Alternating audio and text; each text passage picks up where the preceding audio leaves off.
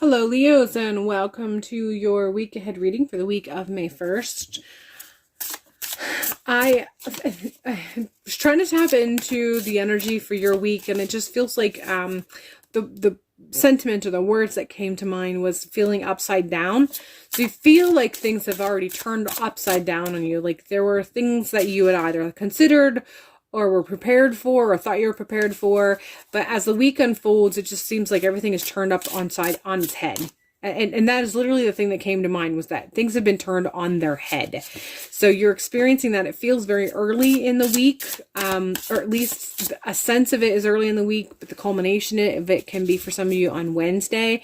But that first half of the week, depending on you and your personal vibrancy or frequencies and what you're operating on in your life path, it's definitely in the first half of the week. Turned upside down, turned on top, on your head is the turn of phrase that comes to mind. We are starting with phone tree community. This is coming in strong with me as far as ancestor, and this was coming in with it.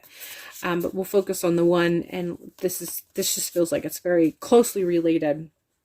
This is coming in with ancestor. So ancestor work, connecting with your ancestor, calling on your ancestors as you move through this, whatever it is that has kind of tossed you upside down on top of your head, is coming in strong. So ancestor connection, I feel like there's a strong push for you to do something that connects from a celebratory or ritual perspective. I'm not sure what your spiritual practice may be, but the celebration for some people, May 1st, is Beltane, and there are those who actually connect with their ancestors, or those who at least connect with the seer or the female line of their ancestor. But this is coming in strong with that connection. You may want to make sure that you carve out some time at the beginning part of the week that is dedicated to ancestor connection and communication. And the word truth is coming in strong with this one, as far as just trying to find the truth that allows you to be free and allows you to feel empowered and to feel strong in whatever it is that you're dealing with. Full moon control is what's coming in next. That's really interesting because that's pretty much what I just ended with, is that concept of control.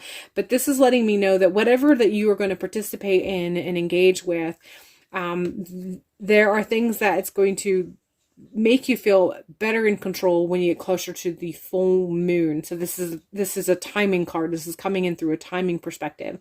So you're going to go through this week. You're going to experience what you experience. You're going to enact or engage and follow through with whatever you follow through, but you may not see the results of it right away, because this is all sort of moving towards that full moon. And then finally, we have climbing rosebush consequences and things coming together. Consequences also lets me know that these, whatever the events are, they're going to be the direct result of something else. And it strictly has the relationship with that word consequences. So this is definitely the direct result of something else. And so if you want to have a direct impact on whatever this is, then the ancestor connection is part of that key, because that's going to guide you in how you engage, so that your consequences are the ones that is going to be more fulfilling and moving your energy and your life path in the direction that you desire and hope that it's going to go. You'll actually have more control in the consequences if you engage in this week in this way. We're continuing with the 7 of Cups.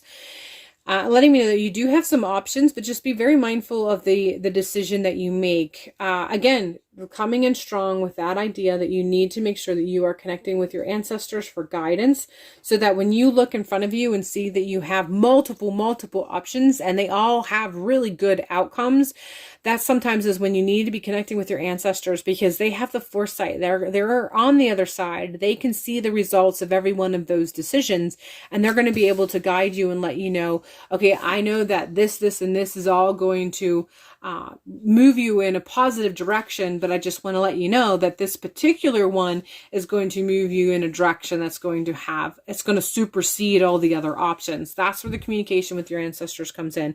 2 of Swords is following up with that idea of having choices.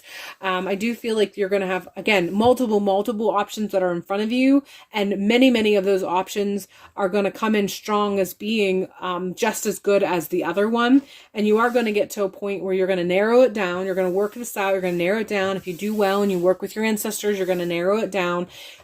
Ancestors are the ones taking that time to connect with the ancestors. It's how you're going to ensure that the option that you take not only is the right one, but it supersedes and has the consequences that is going to supersede the positive consequences or results of all the other options that looked equally good, equally positive, and what have you. This will supersede that. And then again, this comes through ancestor connection. Finally, we have Six of Pentacles, and this is coming in strong with a give and take. And I feel like this is letting you know that there is a give and take connection, a flow. There's always a flow and going around a cycle, things cycling, flowing.